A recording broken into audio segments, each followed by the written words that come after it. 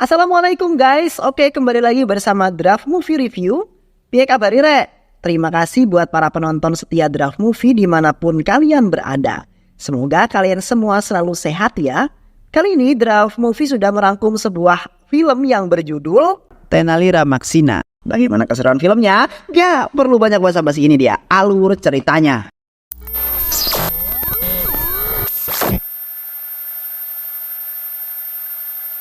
Seorang pengacara terkenal yang selalu memenangkan kasus para kliennya. Kali ini ia menangani kasus yang melibatkan seorang wanita muda yang kaya dan digemari banyak orang karena sifatnya yang suka menolong. Ia juga adalah seorang politikus dan pengusaha. Wanita itu bernama Paralaksmi. Paralaksmi dituduh oleh lawan politisnya bernama Simhari Naidu. Naidu menuduh Paralaksmi membunuh seorang jurnalis bernama Bopan. Naidu ingin menjatuhkan popularitas Paralaksmi karena menurutnya Paralaksmi menghalangi karir politisnya. Singkat cerita, Ibu Paralaksmi meminta pengacara handal agar membantu membebaskan anaknya dari tuduhan yang tak terbukti tersebut. Menurut sang ibu, anaknya penuh dengan kasih sayang. Ia tak mungkin berbuat sekeji itu. Paralaksmi adalah sosok yang suka membantu banyak orang yang lemah. Di lain sisi, film ini memperkenalkan seorang pengacara bernama Tenali. Tenali belum seterkenal Chakravarti. Ia harus bekerja keras untuk memasarkan dan bersaing menjual jasanya di depan gedung pengadilan. Namun hal itu tak mudah seperti yang dibayangkannya. Tenali cukup sulit mendapatkan seorang klien, namun ia tetap berusaha keras. Tenali mempunyai bapak yang bernama Durgo Rao. Ia seorang calo di pengadilan yang menghubungkan klien untuk diperkenalkan ke pengacara. Namun bapak Tenali tidak pernah membantu Tenali sama sekali dalam mendapatkan seorang klien. Durgo malah mengenalkan klien itu ke pengacara yang lain. Didikan Durgo Rao ini membuat Tenali berselisih paham dengan bapaknya. Tenali mengira jika bapaknya tidak mempercayai kemampuan Tenali. Namun bapak Tenali mempunyai alasan tersendiri kenapa melakukan hal tersebut. Ia ingin Tenali mendapatkan kasus besar dan memenangkannya. Selain kehidupan karirnya, Tenali yang masih muda juga memiliki kisah cinta kepada Rukmini, anak dari pengacara kondang yaitu Chakravarti. Namun sayang Rukmini tak membalas cintanya Tenali. Menurut Rukmini, tak mempunyai waktu untuk memikirkan sebuah percintaan. Paginya, partner Tenali bernama Srenu dipukul oleh kliennya. Klien itu marah karena merasa ditipu oleh Srenu yang selalu meminta bayaran, namun kasusnya tak kunjung juga selesai. Tenali mencoba menenangkan keduanya. Tenali mengambil kasus Srenu. Tenali berkompromi dengan pihak penggugat dan tergugat. Kasusnya pun berhasil diselesaikan oleh Tenali. Pihak tergugat dan penggugat saling menerima. Dari kejadian ini, Tenali mempunyai sebuah ide untuk mengambil kasus yang berbelit selama ini di sebuah pengadilan. Tenali akan menyelesaikan dengan cara berkompromi dan akan membuatnya berdamai. Dari situ, Tenali berhasil mengumpulkan banyak uang dan memamerkannya kepada keluarga. Bapak Tenali bukannya bangga, malah memarahi Tenali. Meski Durgo Rao seorang calo pengadilan, ia tak mendidik anaknya untuk menangani kasus dengan cara berkompromi. Tenali dididik agar bisa menangani kasus besar dan menang agar dirinya mendapat kehormatan serta mengangkat derajat keluarganya. Itulah alasan bapaknya tak memberikan klien dengan kasus kecil kepada Tenali. Kini Tenali menjadi paham kenapa bapaknya sangat tegas kepada dirinya. Cerita berganti di sebuah kuil. Rukmini dan ayahnya Chakravarti sedang berdoa khusyuk. Setelah berdoa, Chakravarti berjalan keluar. Tak sengaja ia tertabrak oleh sebuah motor yang dikendarai oleh Tenali. Tenali kemudian meminta maaf kepada Chakravarti. Rukmini terlihat di samping Chakravarti dan di situ Tenali tahu bahwa Rukmini adalah anak pengacara kondang yaitu Chakravarti. Hari sidang Paralaksmi pun tiba. Pendukung Paralaksmi berbondong-bondong ke sebuah pengadilan. Suasana pengadilan pun menjadi sangat ramai. Terlihat Paralaksmi didampingi oleh Chakravarti dan dari kejauhan Naidu yang turut menghadiri persidangan tersebut. Di ruang sidang, jaksa menuntut umum menuntut Paralaksmi agar dihukum berat karena telah menghilangkan nyawa seseorang. Chakravarti pengacara Paralaksmi membantah tuduhan jaksa jika Paralaksmi tidak melakukannya. Chakravarti meminta penangguhan penanganan karena bukti yang disertakan jaksa sangat lemah. Hakim menerima permintaan Chakravarti. Paralaksmi keluar dari ruang sidang dan menyapa pendukungnya yang sudah menunggunya di luar gedung pengadilan. Tenali melihat peristiwa ini berharap agar kelak ia segera mendapatkan kasus yang besar seperti itu. Suatu hari Tenali didatangi oleh seorang klien. Pria itu datang dengan kedua istrinya. Pria itu meminta agar Tenali dapat menyelesaikan permasalahan rumah tangganya. karena kedua wanita itu ingin memiliki si pria itu sepenuhnya. Karena Tenali sudah dikenal sebagai pengacara yang berkompromi, ia meminta sang suami untuk mengetes kedua istrinya. Tenali mengatakan bahwa sang suami akan memberikan 200 juta rupiah bagi yang ingin berpisah dengan suaminya tersebut. Istri kedua kemudian menyetujui hal itu. Akhirnya mereka pun berdamai.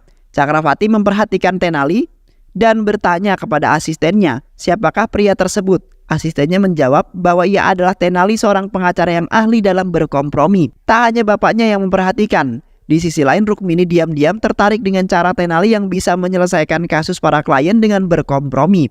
Melihat hal tersebut, ia mempunyai ide untuk mencobanya kepada kliennya. Ia bergegas menemui kliennya yang seorang gangster. Temannya Rukmini memperingatkan agar hati-hati karena sangat berbahaya. Rukmini mencoba cara Tenali tadi. Ia mengajak kliennya untuk membujuk istrinya dan membatalkan tuntutan kasus KDRT-nya dengan memberikan 60 hektar tanah kepada sang istri. Tak disangka pria itu tak menyambut baik Rukmini. Ia malah menyuruh anak buahnya keluar dan menggoda Rukmini.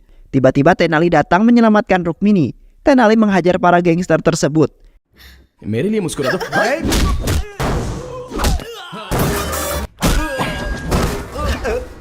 Tenali yang khawatir memarahi Rukmini yang terlalu berani mengambil resiko. Ia mengatakan bahwa kompromi bukan satu-satunya cara dan kasus pidana tak ada kata untuk berkompromi. Pria itu pantas dihukum karena telah melakukan KDRT. Paginya Rukmini menemui Tenali. Kejadian semalam membuat ia sadar dan belum mengatakan terima kasih kepada Tenali yang telah menyelamatkan dirinya. Rukmini juga mengatakan bahwa dirinya telah menaruh hati pada Tenali. Akhirnya cinta Tenali sekarang sudah terbalaskan.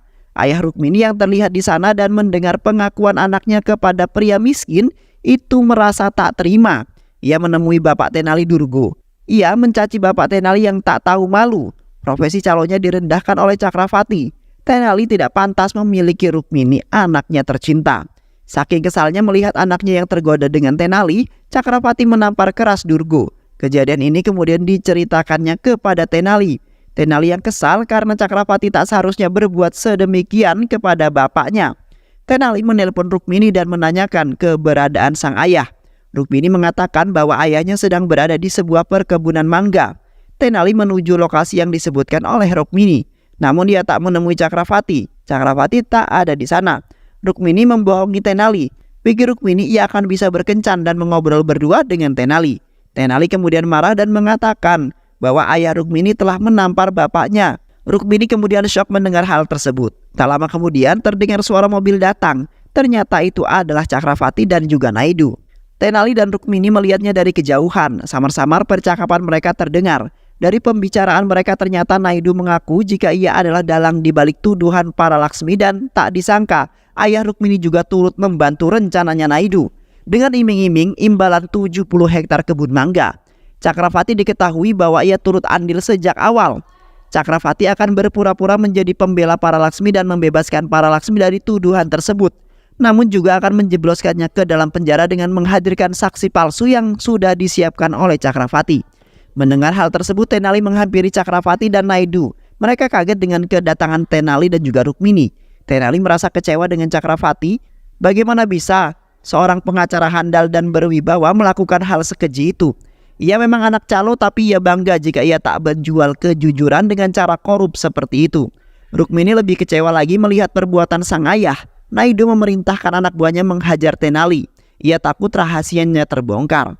Bukan Tenali namanya yang tak bisa melawan. Tenali berhasil mengalahkan anak buahnya Naidu. Tenali membawa Rukmini pergi bersamanya.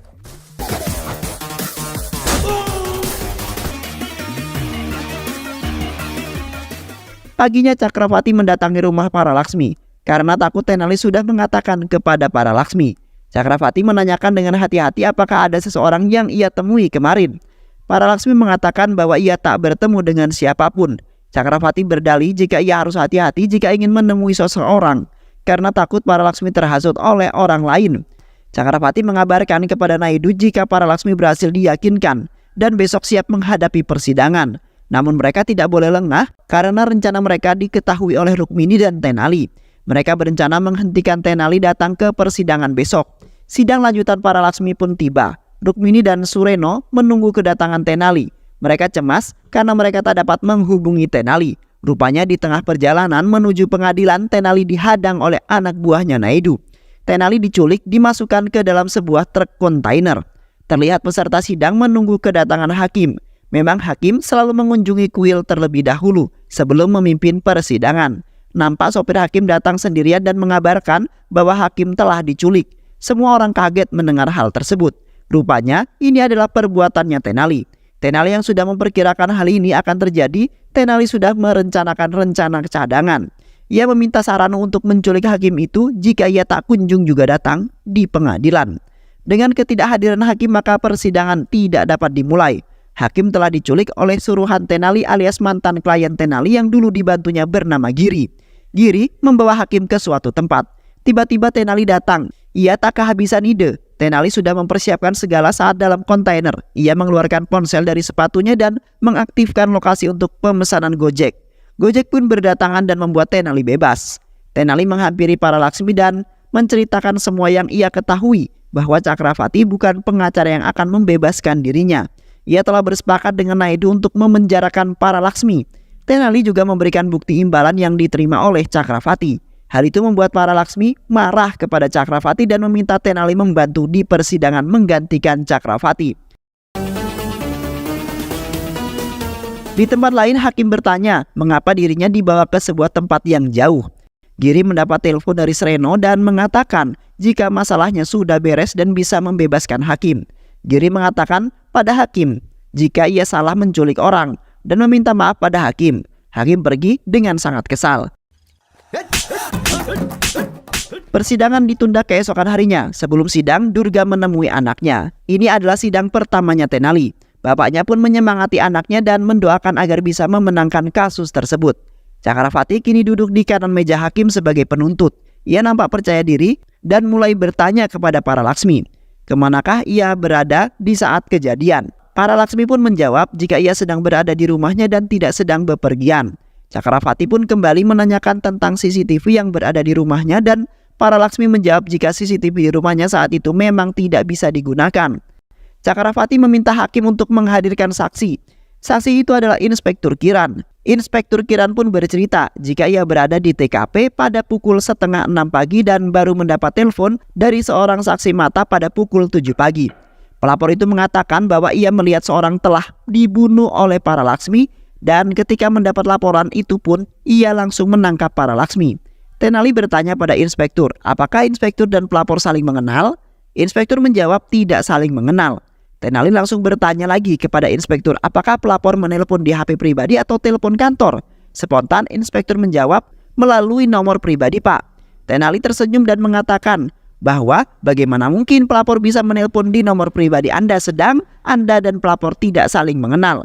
Pihak Cakravati diam tak berkutik dan saksi selanjutnya dihadirkan di persidangan. Mereka adalah sepasang suami istri. Mereka berasal dari Dermastala dan akan pergi ke Bangalore. Menurut kesaksian mereka, saat di perjalanan dan berhenti di benteng Kondaredi, ia melihat peristiwa pembunuhan terjadi. Karena takut mereka tak segera melapor, mereka melapor dan kejadian itu beberapa jam setelahnya, yaitu sekitar pukul 7. Mereka tak tega jika seorang jurnalis dibunuh di depan matanya. Tenali pun langsung bertanya, bagaimana tahu jika itu adalah seorang jurnalis? Mereka menjawab dengan berbagai alasan. Tenali memohon kepada hakim untuk mempertimbangkan kesaksian suami istri ini. Dan Tenali membawa bukti dari CCTV rumah mereka jika pada saat kejadian suami istri ini tak sedang bepergian. Mereka pada pukul 4.20 berada di rumahnya. Atas bukti yang kuat, Tenali meminta kepada Yang Mulia untuk menghukum saksi-saksi palsu yang hadir pada saat ini dan membebaskan para Laksmi dengan sangat hormat. Hakim telah memutuskan untuk menghukum saksi palsu yang dihadirkan Cakravati serta memberikan sanksi kepada jaksa penuntut umum. Para Laksmi pun bebas dan disambut oleh penggemarnya. Setelah persidangan, para Laksmi menemui dan mengucapkan terima kasih kepada Tenali karena telah membantu dirinya. Tiba-tiba ada Pak Tua datang menyerang para Laksmi. Tenali pun mengejar Pak Tua tersebut. Setelah berhasil menangkapnya, Tenali menanyakan mengapa ia melakukannya kepada para Laksmi. Pak Tua itu mengatakan jika para Laksmi adalah pembunuh anaknya Bopan. Dan ternyata Pak Tua itu ayah dari Bopan. Ia tak terima jika para Laksmi bebas setelah membunuh anaknya. Tenali menenangkan Pak Tua itu dengan mengatakan jika para Laksmi hanya dituduh sebagai pembunuh, Tak ada bukti yang kuat mengarah pada dirinya. Patua itu menceritakan yang sesungguhnya terjadi. Jika anaknya Bopan telah berpura-pura menjadi karyawan para Laksmi. Bopan ingin tahu bagaimana para Laksmi bisa mendapat kekayaan sebesar itu. Dan ternyata Bopan menemukan jika para Laksmi telah mengambil keuntungan dengan cara yang tidak benar. Bisnis ilegal juga telah dijalankan oleh dirinya. Ia mengambil hati rakyat namun merampas uang mereka. Para Laksmi telah menipu rakyat kecil. Ketika mendapat kesempatan, Bopan merekam semua aktivitas para Laksmi. Namun para Laksmi menyadari jika Bopan merekamnya. Bopan kemudian melarikan diri. Para Laksmi menyuruh anak buahnya mencari Bopan dan malam itu Bopan berhasil dikepung dan dibunuh oleh para Laksmi dengan tangannya sendiri. Mendengar cerita Pak Tua, Tenali pun menyesal mengapa ia baru mengetahuinya. Ayah Bopan meninggalkan Tenali dengan keadaan yang sangat sedih saat ia berjalan di sebuah bus menghampiri ayah Bopan. Dan terlihat seseorang memaksanya untuk masuk. Tenali melihat hal itu, langsung lari mengejar bus itu. Tenali berhasil menaiki bus tersebut. Ia kaget jika yang ada di dalam bus itu adalah para Laksmi. Para Laksmi membunuh ayahnya Bopan di depan Tenali. Para Laksmi mengancam Tenali untuk mengabaikan semua yang didengar jika tak mau bernasib sama seperti Bopan dan ayahnya. Tenali dilempar keluar bus dan pulang dalam keadaan berantakan. Bapaknya yang khawatir melihat anaknya bertanya apa yang telah terjadi. Semua yang diceritakannya kepada bapaknya Durgarau. Kemudian memberi nasihat kepada Tenali jika hukum harus ditegakkan. Ia harus menghukum orang-orang yang bersalah karena itu tugas seorang pengacara. Untuk membuka kasus itu, ia harus membawa bukti yang kuat agar dapat menangkap wanita penipu tersebut. Tenali langsung datang ke TKP dan mewawancarai PKL-PKL yang ada di sana.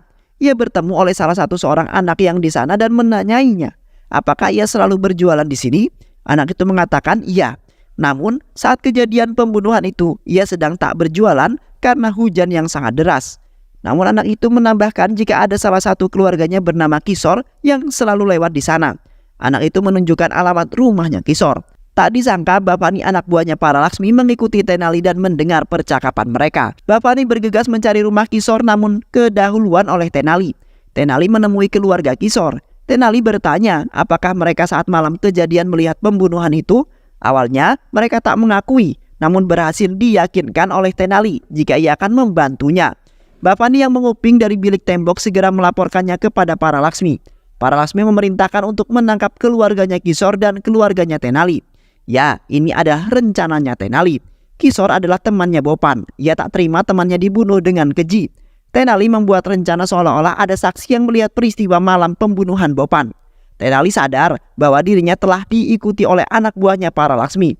Situasi ini dimanfaatkan Tenali untuk memancing para Laksmi. Terbukti para Laksmi dan anak buahnya mengambil umpan Tenali. Saat sampai di rumah Kisor sudah sangat sepi. Penjaganya mengatakan jika keluarga Kisor sudah tak tinggal di sini lagi. Tak hanya keluarganya Kisor yang tengah menjadi incaran para Laksmi, keluarga Tenali pun tampak berlarian melarikan diri dari kejaran anak buahnya para Laksmi. Untungnya mereka menyamar dengan tudung hitam sehingga mereka tak dikenali. Karena tidak berhasil, akhirnya mereka menggoda Srenu temannya Tenali. Srenu terjebak dan dianiaya agar mau memberitahukan keberadaan keluarganya Kisor. Akhirnya Srenu memberitahu keberadaan keluarga Kisor yang disembunyikan oleh Tenali. Singkat cerita, anak buah para Laksmi pergi ke tempat persembunyian Kisor dan keluarganya. Rumah Giri menjadi tempat persembunyian keluarganya Kisor. Anak buah para Laksmi mengaku sebagai pacarnya Kisor. Ia datang ingin bertemu dengan Kisor. Mereka tak terima Kisor mengadu pada ayahnya dan tiba-tiba mereka dikepung oleh anak buah para Laksmi. Anak buah para Laksmi membawa keluarga Kisor dan Giri ke rumah para Laksmi. Giri mencoba bicara dengan para Laksmi apa yang sebenarnya terjadi. Laksmi pun mengaku jika ia telah membunuh Bopan dan keluarganya.